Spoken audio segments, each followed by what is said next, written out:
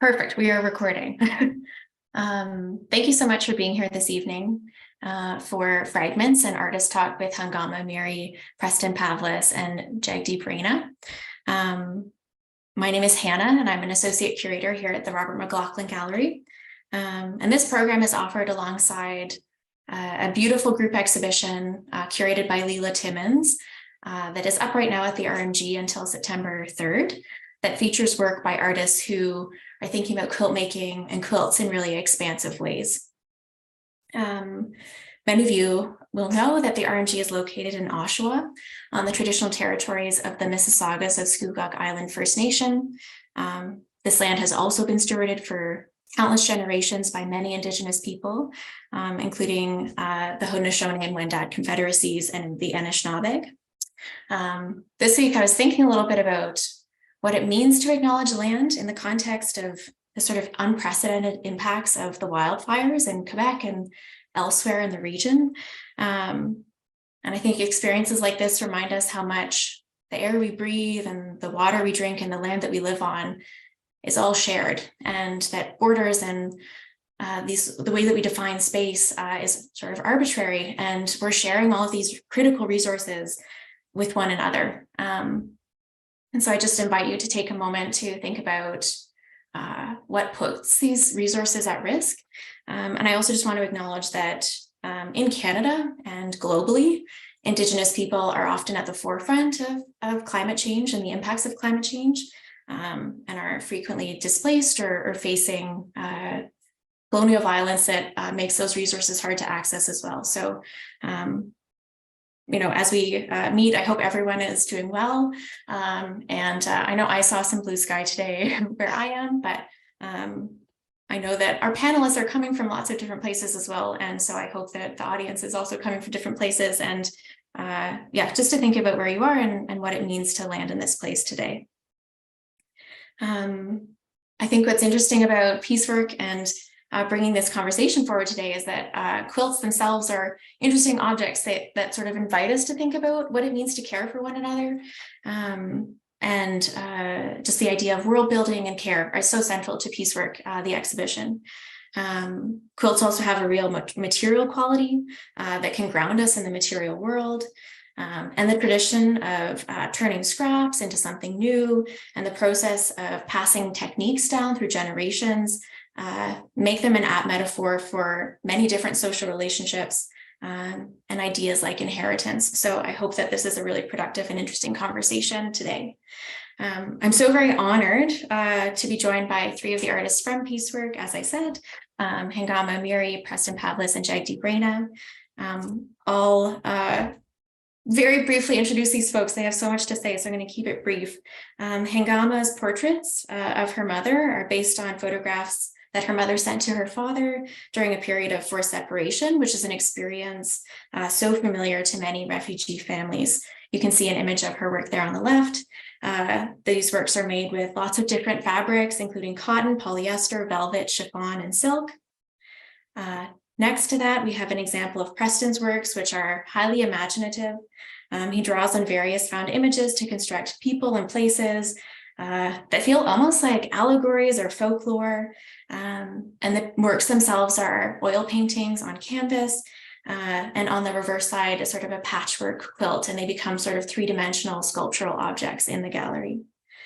And finally, Jagdeep looks to family photos and personal sketches to dream up stories with fragments. And just like a well-used quilt holds so much of the maker and the bodies that it has kept warm, Jagdeep is concerned with the residue of human touch.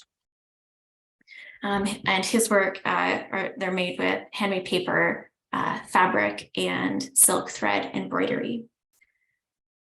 I'm going to stop the share now. And tell you very briefly, having offered these very brief introductions, how this hour will unfold. So I have invited these three artists to lead this conversation, and I want it to be a space for them to express their sort of mutual curiosity about each other's practices. I think within this trio here, there's a lot of shared admiration. So I know that the conversation will be rich, and I am so grateful to the three of you for entering this space with me today and taking on the responsibility of seeking interesting lines of inquiry with one another. So welcome. Thank you so much for being here. I will, before I pass it to you, just say that if anyone with us this evening has any questions, technically speaking, my coworker Erin is in the panel tonight, and you can message her directly in the chat if you need any support. If you do have any like niggling questions that you have for the artists, feel free to share them in the chat, but I really invite you to sit back, relax. This is like a real privilege, I think, to witness these three folks talk to one another. And so, yeah, take it in. At the very end of this conversation, we'll open some space to reflect. But as I say, we're going to let the artists take the lead here tonight, and I am grateful that they have agreed to do so.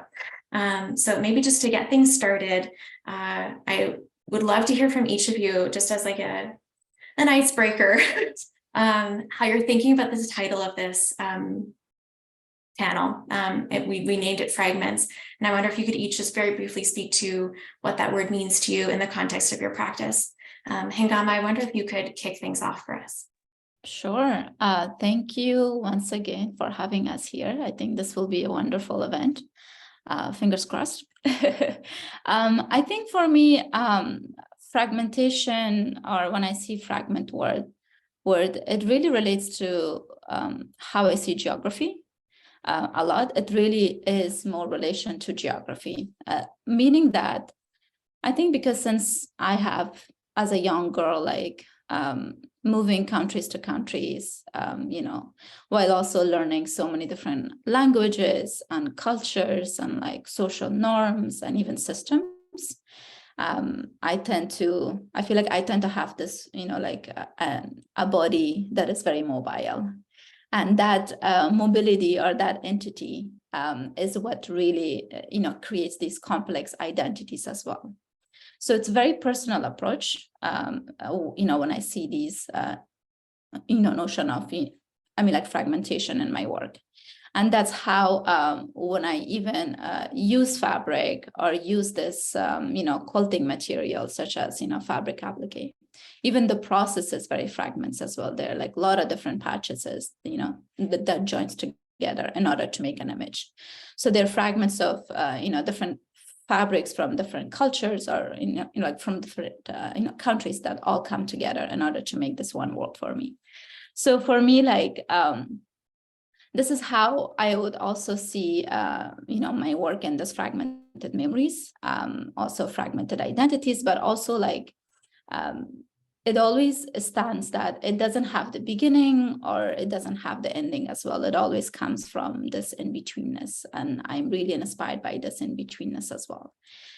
Because I always see my world as a very unperfect persona, or like the architecture of my memory is not so perfect. It's always been edgy. It's always been awkward, and I'm really drawn to those.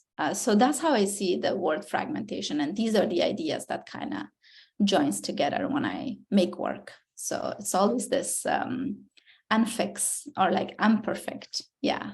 So thank you so much. Of course. Preston, do you mind weighing in? Sure. Yeah, thanks, Hangama, for that explanation. That was really nice. I think for me, when I think of fragments in terms of my practice, I sort of think in terms of process for myself. Like I sort of do these quilted paintings where one side is a painted image and then the reverse is sort of a piecework quilt of different fabrics. So the images are usually of figures, and the figures are usually sort of composites of different things, like different references. They can be photos that I found or photos that I've taken myself. In some part, they're sort of these imagined things. So it's, for me, sort of about bringing all of these disparate elements and trying to create a cohesive, unified whole. out of them. And that's sort of how I approach the quilting on the back too. I would say my quilts are sort of maybe a little bit more improvised in a sense. Like I just sort of work from old clothes or different things that I've collected. And in thinking about making a quilt for a certain work, I try to think about the content of the painting and sort of how I can reflect that in the quilt or refute it or just add to it in some way. And that's sort of how I think about the quilting. So yeah, that term fragments is really, I would say, central to both the painting and the textiles for me. Right. Thank you. Jagdeep, can we throw it over to you? And when you're why don't you just launch your first question? Yeah. First of all, I'm so honored to be in conversation with you guys, Hangama. Obviously, we've been in conversation for many years now, and I feel like I've been kind of following you and your work for so long. And Preston, it's been really cool to get to know you and your practice a little bit. Obviously, this is the first time we're meeting, but I've creeped your website many times. I love the way that you're incorporating oil and embroidery and collage. It's pretty incredible. So I just wanted to kind of say that first. And I'm also coming from Houston, Texas, in the South. And I wanted to also acknowledge, the land that I'm speaking from, which is the Arakaban Ishkak, the Tapilam Kuhalik Tikan, and the Sanabana of the Tonkawa tribe. And, obviously I'm very far away from the East Coast, but, the landscape here is also, I think, a lot about, even based kind of going off of what Hangama said about the architecture of her memory and what Preston said about improvisation. I think, these are kind of building blocks and ways of thinking that we can kind of tap into, that I also think a lot about how that is connected to land and to landscape. And I think in particular, I've been thinking a lot about something that I see in both of your guys' work, which is, it's from a quote, it's from a book that I read called The Poetics of Space. And I wanted to read this book because of the way in which it made me think a lot about landscape and architecture and and the relationship it has to ways in which people inhabit spaces that can feel very precarious on one hand, and also on the other hand feel very permanent. And I think that's something that I was thinking a lot about with these quilts. So the quote goes like this: "The house, as I see it, is a sort of airy structure that moves about on the breath of time. It really is open to the wind of another time. It seems as though it could greet us every day of our lives in order to give us confidence in life."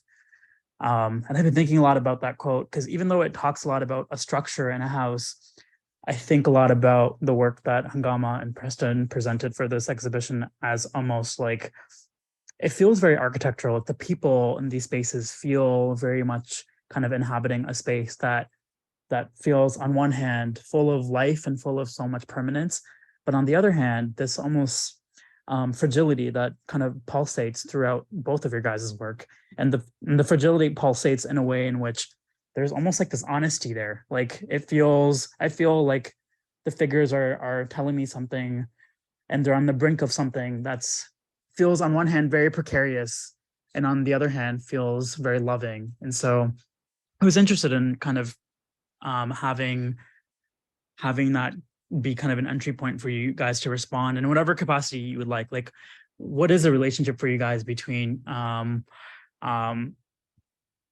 architecture and memory and the way that people kind of inhabit your spaces? And again, really thinking a lot about this Louise Bourgeois quote that I also wanted to share, which made me think a lot about what Hangama had mentioned, and also what Preston had mentioned on improvisation. But Louise Bourgeois says that you pile up memories the way you pile up bricks. Memory itself starts to become a form of architecture. And so, yeah, what is your guys' relationship to structures, to fragility, to permanence that can feel both unstable but also very concrete?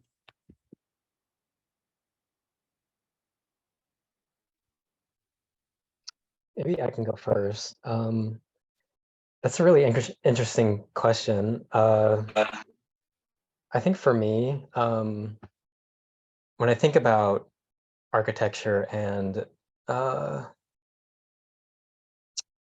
like memory, well, like when I think about my works and like the figures that I sort of paint, in the painting that was shown at the beginning of this talk, like that work is like I think 8 feet tall. So often the figures in my paintings are larger than life. And this is one of the first times where I've sort of had the paintings installed from the ceiling so that the viewer can see both sides. And I think for me, it creates a sort of interesting, I don't know, power dynamic in a way between the viewer and these figures who sort of loom over them. And I think in terms of the narratives in some of my works, I try to leave them open. So for that work in particular, like that one is called Evening Stroll. And in thinking about that work, I was thinking about this idea of sort of stumbling across these two figures on a path, and what their sort of intentions are in relation to you as the viewer are sort of left open. So yeah, I don't know. I think that's sort of how I would respond to that. Thank you, Jagdeep. I think that was a very thoughtful question, I would say as well. Maybe I might answer this rightly or however form. I think for me, when I think about the architecture of memory or just in relation to even fabric, I mean, fabric is such a, tactile material. It's very soft, it's very fragile. But there's a lot of like vulnerability that goes through this process, right? Like when I work with memory, it's such a fragile space to begin with, even when I work from memory, right? So it is a fragile space in its own. So the architecture of that space is not so fixed to begin with, right? So for me, working with fabric, that kind of bonds really well how I see these figures as well, these fragile beings, because yet, even when I transform these images from photographs, specifically these two pieces that are in this exhibition, they were a translation of these stories or these events that took place, and I am witnessing them. I have a memory of these figures, which is my mom, of course, but of her own space, like reclaiming her own space in such a different country as well. So she was also, creating her own architecture of her own room, of her own memory, of her own kind of like definition of what home means to her. But here I am having this reference of photograph, and I'm trying to translate this space through fabric. So there's a lot of translation that happens, and there's a lot of vulnerability that I feel like I have when I work in my process, especially when I translate these two different, very distinct material as well. So I hope I am answering the question, but it is something like it's a very thoughtful question, but also it's a continuous sort of, research in my practice, I would say.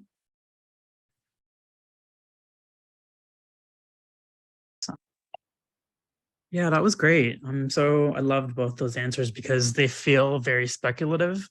And that's really nice to kind of hear kind of responses from you guys that feels very open and full of possibility. And yeah, I'm wondering, I'm thinking also a lot about movement in your guys' work too. Like, do you guys have a relationship to movement or to the way in which like there's something, the works almost also feel like the way in which, like with Hangama's work too, there's something so utilitarian about it too. Like the paintings that you make, I almost kind of see them as quilts too, like something that you can drape over someone's body to protect them, to keep them warm, to nourish them. And that utilitarian aspect is really beautiful. And then with Preston's work, there's something so sculptural about your work as well, in the sense that like there's one piece I was looking at where like a foot is coming out, and it reminds me a lot of Robert Gober's work, I remember seeing a show of his at the MoMA a few years ago. So both of these kind of qualities in your work, although they're kind of different in some ways, I see so many threads of connection, particularly with like how I'm thinking a lot about like movement and like how the body moves in a space. And I was thinking a lot about another quote, which is by this artist and dancer. Her name was Simone Forti. She's, I think, in her late 80s now. And her artistic practice was always about using her body and kind of using body to create movement. But later in her life, when she started getting Parkinson's and she started getting older, and her body wasn't as mobile as it used to be. So she started doing these performances with her hands, where her hands would start moving, and she later used that to start making paintings. So I was thinking a lot about like this quote that she says, I used to think of dancing as what you're conveying and how you're looking into the space. Later, I had faith that if I was really into the action, that someone watching me would identify with me and feel the action through me, my choices would be different. I wouldn't be that aware of what I look like. And that kind of that speculative way of the way that she kind of was looking inward to think about dance and using that to then think a lot about like how you convey when you construct a space, made me think about both of your works. And another quote that I was thinking a lot about was David Hammond's, who says, by using the body, I'm going to have the truth, whether I want to or not. So I'm thinking a lot about movement and the placement of the body to create a sense of choreography, whether that's a choreography that's utilitarian or sculptural. Yeah, what are your guys' thoughts on that? Again, these are very speculative thoughts and questions, so just catch what you like from that and run with whatever you like. I can reflect something on that, I would say. I feel like for me, if I'm really talking about these two specific work, since audience are maybe, familiarized, right? I mean, like right now with these two works, I think when I choose this subject, which is like, very personal to me, which is my mom as well, and the stories that she went through as well, I was really drawn to her, the pose that she was having in these photographs. And as if she was also reclaiming her own space. And she's a woman that is living in a very foreign land as well. So everything is so far away from her as well. And for me, I was just really drawn to really that how this woman body is navigating this ideas of global migration in a way as well, right? So for me, I was really drawn to that, to bring them into fabric. I mean, fabric is also, it also shows a lot of care, a lot of like wholeness, a lot of embrace to it too. So as if when I was making these pictures, as if I was also, like taking care of the subject matter as well. So it was a very, again, very vulnerable place to be when I made these two specific works. So that's how I kind of think about the body, not only how my body felt making these works, which was so personal, but also how the subject matter were reclaiming her space as well through that, body performance, because she was posing. There was like a sort of language of exhibitionism was happening in these photos that I was so drawn to. So I might, that would be my answer to that. But beautiful question, Jagdeep. Thank you.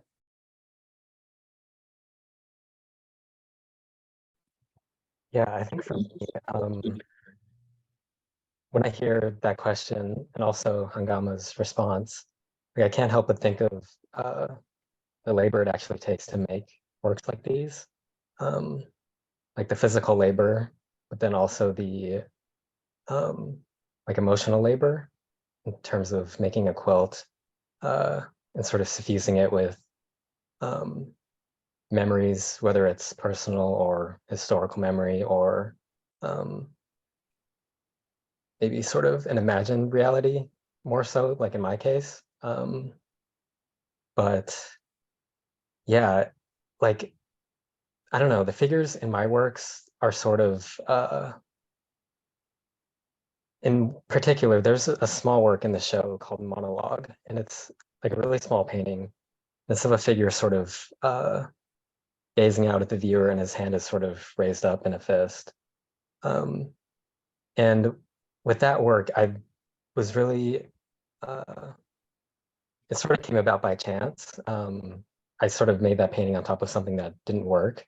And I don't know, just like this figure that sort of emerged with his hand sort of gestured out towards the viewer, just made me think of that term monologue. And I don't know, think about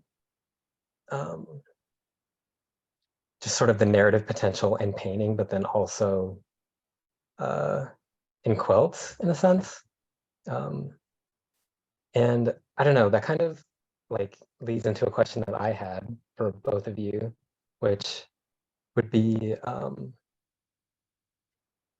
like,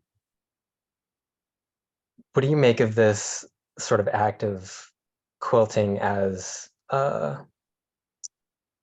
in terms of like making art objects instead of making actual like functional things that are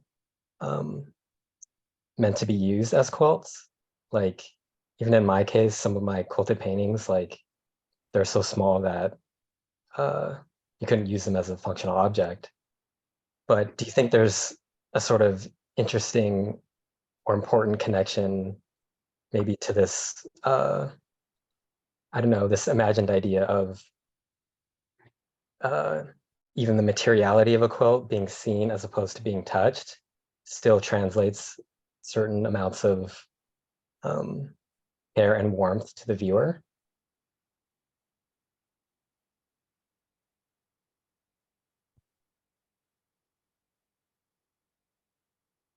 Should I go again?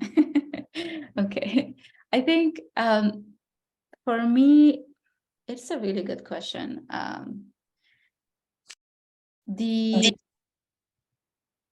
Oh, Jagdeep, do you want to go? I can. No, go ahead. Go ahead. Sorry, Hangama. No, it's fine. To come back to your question, the object versus being function and being not functional. So I feel like lately I have seen fabrics as also like a sculpture being too. So I am also really interested to like, like I saw these garments on my figures, on my subjects, but now these days I also sew and tailor an actual garment and in order to make this immersive installation out of them. That was this recent installation that I have done. And it was really interesting to really see different functions and different phases that fabric could do, how far you can stretch this material, right? You can not only stitch them onto one surface, but you can also take it out, stretch it, wrap it around and pull it aside and all that. So it becomes function in that process, right? It really occupies the space. Now it questions the space even more in 3-dimensionality. So which is really exciting, a space to be or place to be right now.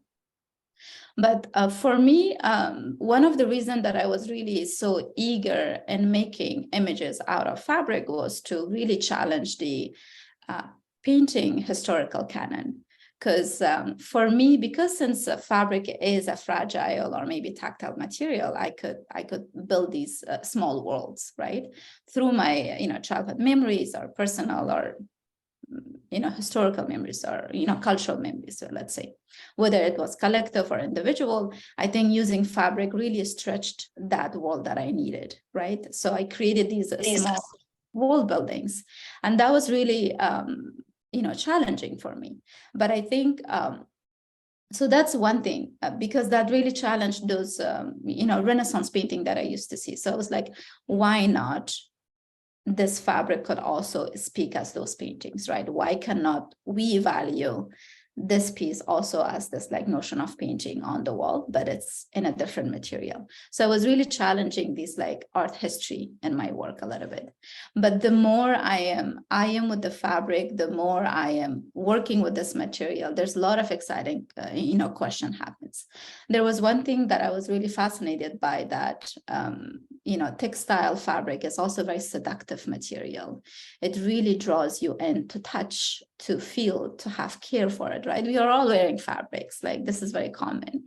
It is something that it protects us, as Jagdeep was saying, right? Something in a quilt, to be warmed and to be embraced. There was something that when I was making these abstract pieces in my beginning of years at Yale, or people start to touch these pieces, because there were so many colors that I used to use. They were very vibrant, and they were really drawn to like touch them. And there was something that I was like, then why people don't tend to touch paintings? Like, because there were rules been taught, it has been taught that like paintings do not touch. We have to value the surface more than any other materials, let's say. I mean, a sculpture, like functions differently, or photography functions differently. But in here, in the terms of fine arts, I was just like so curious. Then when I shift the subject matter to bring women or other subject, like figurative work in my work.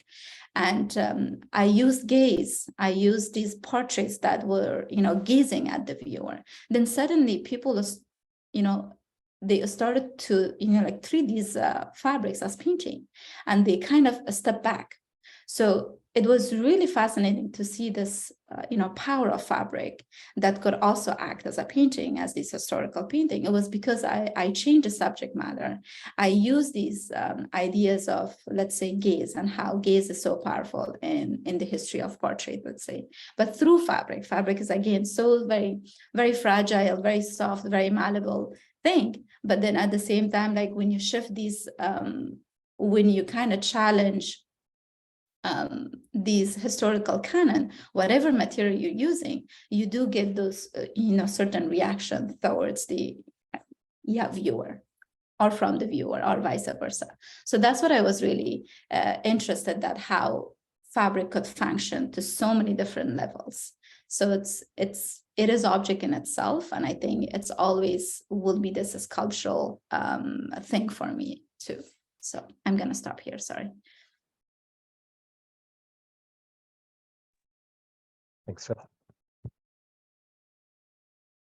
Yeah, that was a great question, Preston. And Hangama, I loved everything you said. I love how you kind of tackled the way in which there's almost these kind of invisible, but also visible hierarchies that still exist, I think, within mediums of art. Like, the oil painting is considered kind of the king, and then a tapestry or a quilt is kind of considered a craft. And how do we push back against these really absurd, in my opinion, hierarchies, and kind of dismantle them in order to kind of elevate all forms of art. Every form of art has an equal importance. I think a lot about Ruth Asawa, for example, who started making wire sculptures, and she went to Mexico to learn how to make baskets, and kind of took that form of she challenged the notion that was seen as a craft, and instead kind of insisted on that deserved to be a form of high art. And now we see her wire sculptures in every major museum in the world. And so I loved what you said, Hangama, about using fabric as a way to kind of honor its utilitarian purpose, but also bring it and kind of lift it up to the same level of importance that painting deserves. And I think something that I feel like that also kind of makes me feel, and I think with Hangama doing that, when I think about Hangama's works, like I think a lot about this quote by Vermeer, who says, every artwork is two artworks, the one you see and the one you remember. And, with Hangama's work, for example, like I'm going to always remember her work, because she is kind of subverting the notion that fabric and quilting is a craft, or it just has to have a utilitarian purpose. And she's taking that and turning it into something that it can have multifaceted identities. It can also kind of exist as a beautiful form of fine art, and also still feel something that can be utilitarian. So it's like, when we go back to that quote, like, every artwork is two artworks, the one you see, the one you remember. I think that's also something that I'm trying to do as well with my work too. Yeah.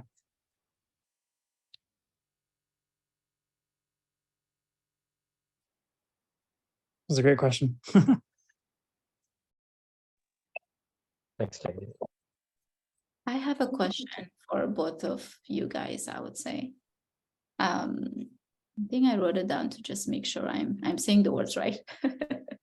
English as a second language, it's another barrier to deal with, I would say. I think for me, maybe the first question I would ask Jagdeep, and then the second question could be for both of you. So Jagdeep, I think I am very drawn to your practice as well. And if you could, talk about a little bit about your process, let's say, but also especially how you translate your personal narrative compared to collective memories, like by using your family photographs, which is so intimate object again.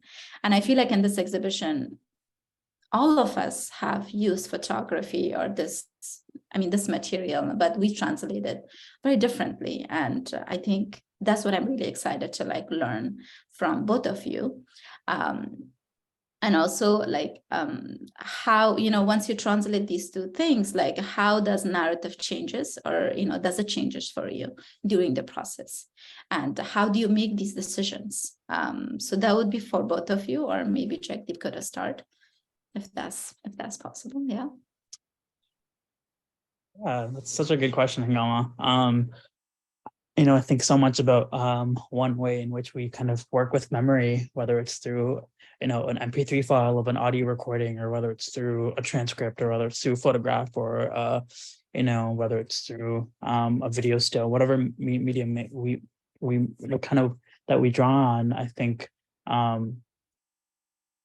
one way in which memory becomes something that is rooted in materiality is through the way in which we work with different types of mediums. And so I've always been interested in, the relationship between narrative and materiality, and how that's built through the ways in which we work within our chosen specific mediums. And so I think with the pieces in the show for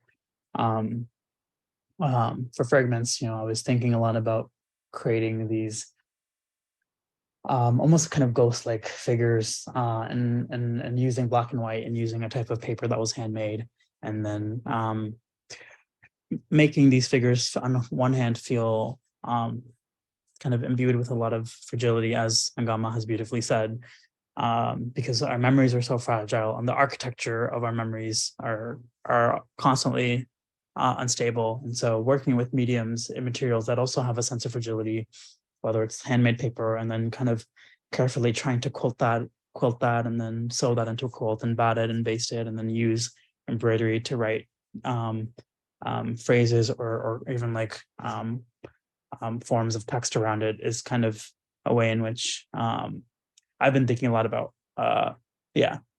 how kind of fragile histories and narratives can and start to have a relationship with myth materials that can also feel fragile, and how the two coming together create a sense of I guess creating a sense of landscape, or a sense of, or a type of scene that can function as something that feels both permanent and also precarious at the same time. Yeah, it's a great question. It's great to hear you talk more about your work, Jagdeep. I didn't know that the works were handmade paper. That's really cool. I have a question for you, which I'll circle back to after I answer Hangama's. And I think in terms of the way that photography sort of functions in my practice, like, I don't know, I would say that oftentimes for me, it starts with like an image in my head, or an idea of something that I want to make, like some sort of narrative. And I sort of have to look to the world outside to figure out how to get that image in my head onto something like physical, like in physical space. So like the only real way for me to do that is through some sort of reference. And for me, it's usually in some form of like photos. But I guess in terms of my work, what I sort of attempt to do is to bring these sort of disparate elements, like whether it be a face from this image, and a body from this one, and an arm from this one, and sort of turn them into a cohesive whole, so that when the viewer encounters these works, there's some sense of, I don't know, like believability in a sense, or maybe like some translation of truth from whatever this encounter is between the two. And I think that's sort of how the paintings function, and the quilts on the back. Again, they're sort of more improvised, but again, with that work that was shown at the beginning of this talk, the quilt on the back has this sort of translucent fabric covering over the quilt. So it sort of masks and sort of shifts the light of all of the colors of the fabrics of the quilt itself. And that was sort of to echo this quality of like evening light that I try to go for in the painting. Yeah, I hope that sort of answers. But sorry, Jagdeep. Oh, sorry. Go ahead. Yeah. Sorry, I thought yeah, so my question for you, Jagdeep, was like, how does text function in your work, and like, where does the text come from? Because those works in the show, like they're like, and when we're talking about photography, I mean, they literally look like a crumpled up photograph that you would find in someone's wallet. But then with this sort of writing, they're sort of like almost love notes, or yeah. Yeah, that's a great question, Preston. There's, I was thinking a lot about, well, I guess like in a very kind of practical sense, my undergrad was actually, I did an English major, so I've always had a writing practice, and it's something that has always kind of been kind of at the back of my head. And so I think a lot about the relationship between drawing and between writing. And there's an artist whose work I turn to a lot. Her name is Stephanie Jemison, and she's based in New York. And she has this quote that I think a lot about in terms of how I approach my relationship to text. And Stephanie says, "I've been thinking in particular about the proximity of writing and drawing, considering drawing very within an expanded field that includes gesture. I can make a mark and not know whether I'm drawing or writing. I've been thinking a lot about marks and how they accumulate, what it means to accumulate marks, and to believe that this accumulation is simultaneously a drawing, a text, and an archive. How archives are already oriented towards the future. I wonder often about the ways in which drawings are active, are records of activity, are anticipatory. And I think a lot about that in my kind of work about the relationship between drawing and writing, and the relationship between embroidery as a tool to, in a sense that it is a form of drawing, and you're just drawing with a needle and you're stitching together, whether compositions or whether texts. And so I was thinking a lot about the writing and the borders of the quilts, almost to function as a way for the viewer to feel contemplative, or feel a sense of quiet, or a sense of kind of just taking a moment to just pause and reflect on what that piece was saying. And another quote that I've been thinking a lot about is by the poet Robin Coast Lewis, and she says something really beautiful in the way that she approaches writing, which, she says maybe at its core, she's a poet, and she says, for me, poetry isn't maybe perhaps not about the language at all, but about the marks and the traces. And so I've been thinking a lot about that as well, like the way in which, whether it's writing or drawing or quilting or embroidery, at the end of the day, it's going to leave a trace, it's going to leave a mark. And so how can you kind of accumulate all these marks together to try and create some sort of composition? And perhaps that's also connected to the title Fragments, because all of these are just very kind of fragmented actions. They come from a space that feels constantly precarious, constantly unstable. And I feel like as artists, we're trying to make something that can create some sort of permanence in a world that constantly feels precarious. Yeah, so I hope that answers the question. Kind of long-winded, but It does. Thank you.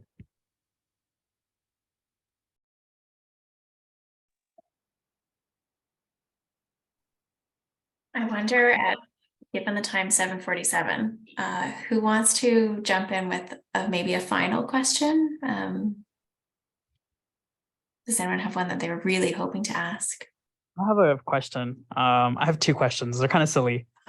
Okay, the first one is Hangama and Preston, what is your favorite color? And the second question is, if you guys could do an art heist and steal any art anywhere in the world, and people would bring crates or shipping vans, like you could thing, what would you guys take? And why?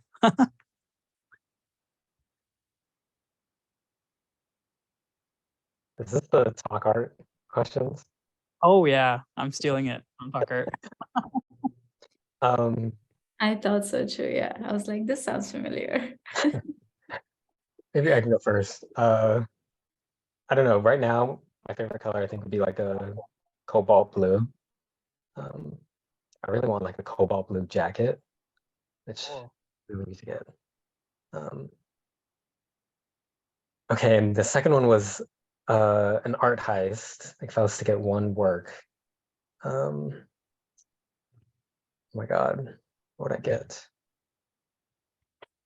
I think I would get literally any painting by Lynette Yedem-Boakye. Oh yeah, she's great. Yeah, anyone.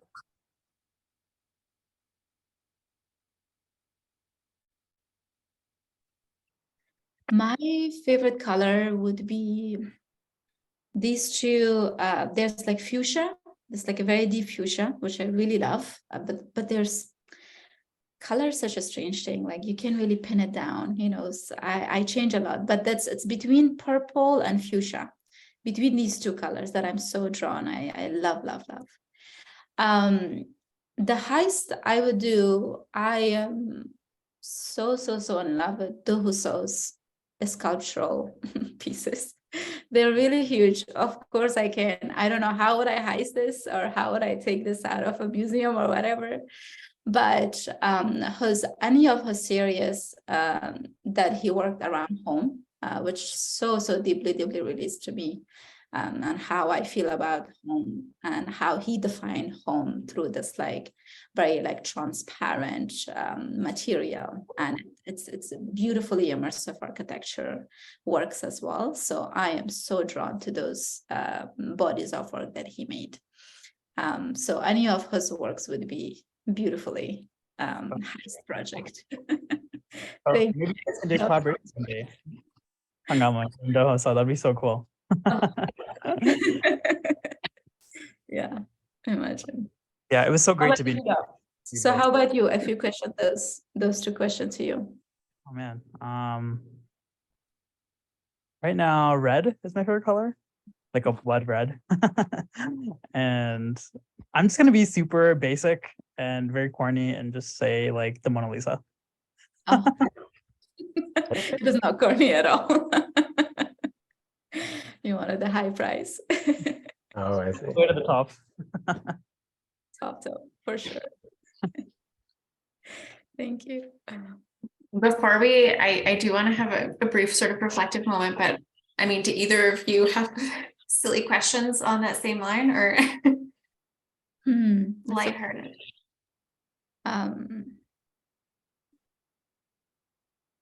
If not, don't feel pressured. Yeah. I have one. Maybe it's a little bit silly, but maybe not so silly. How do you guys organize your fabrics? Oh, good one. Good one. I organize it as if it used to be my like painting palette. So I organize them by colors, by textures, by very complex colors that comes from South Asian countries, or like Pakistan or India.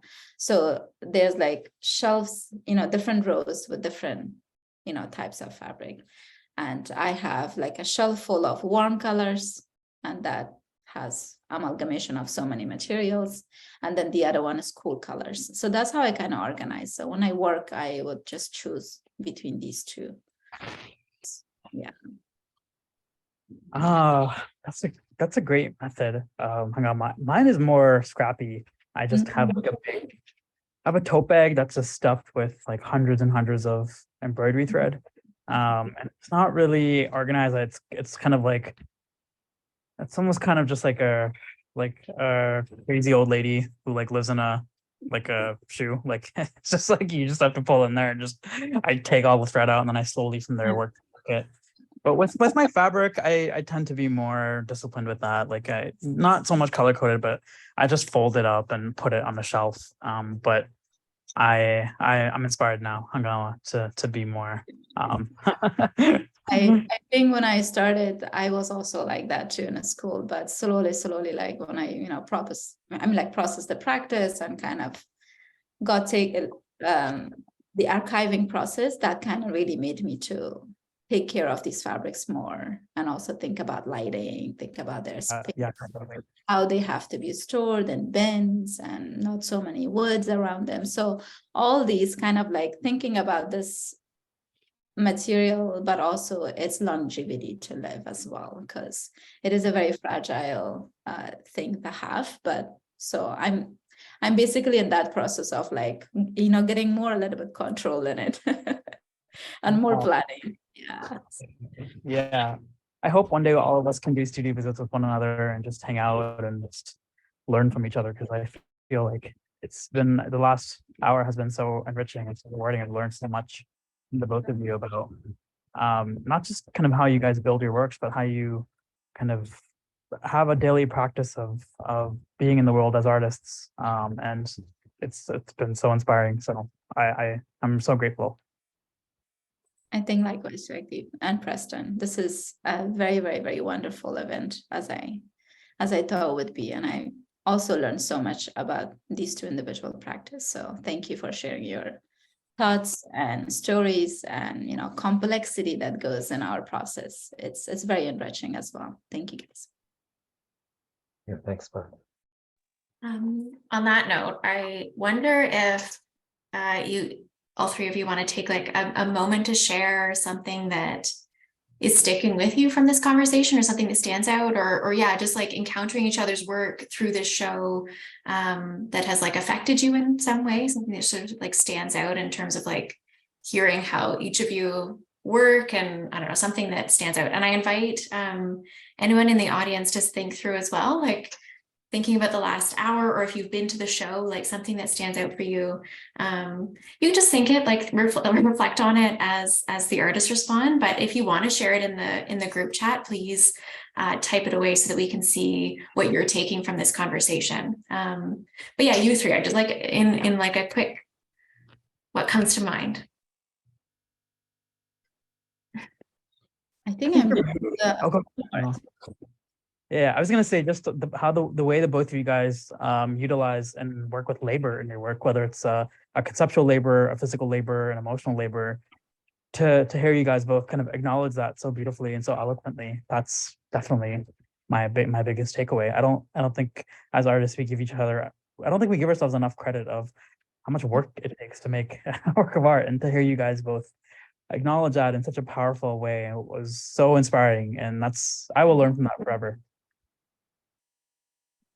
Likewise, I think I also picked up on those things too, but also just the how Preston thinks about imagination. It's very empowering. It's really striking images that he makes with the body, and his decision making, also not only working on one surface, but also thinking of this fabric as a sculpture, object too. So I was really inspired kind of by that as well. But also like Jagdeep's, your work is so labor intensive as well, but there's so much care that goes to your work that I'm so drawn to.